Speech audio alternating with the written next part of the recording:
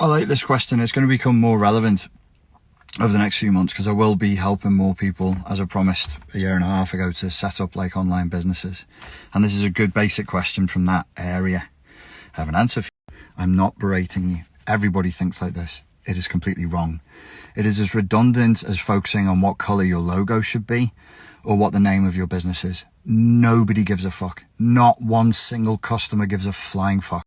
We solve problems for people. We solve problems for people. If you're doing anything else, stop. Give up. If you're not solving a pressing problem for people, then you're not going to make any money. So we do the best we can to solve problems for people, and you focus on value. So we only ask, how do I deliver as much value to the client in a short period of time as possible? Because if you make it too long, you're eating into the value that they've given you, because time is value.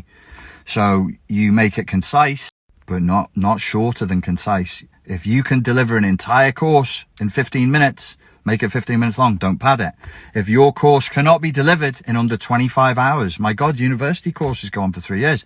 It takes as long as it takes. So back to the business question. I can sum it up in a way that sounds kind of philosophical, a little bit Taoist. Form follows function. If function follows form, you have weakness. You have a weak business, you have a weak personality, you have a weak nation, a weak structure. So we never set ourselves up and say, oh, I need a course that's 10 hours long and let's just find out the way to fill it. It's going to be a shit course. You have a function, and then the form molds itself around that function, but it's function first. You must identify what pressing problem you are solving for your customer. Your product, your service must solve a pressing problem for a pre-existing set of customers. So that's reverse engineering. It's reverse engineering. You identify where there's a gap in the market, and then you fulfill based on that gap. What you should never do, because it's bad business, is forward engineer for something you already have and then insist people buy it. So you're like, oh, I can make dolphin bracelets, so I'm going to insist that people buy that. You've got to force a market to do something it's not naturally, spontaneously looking to do.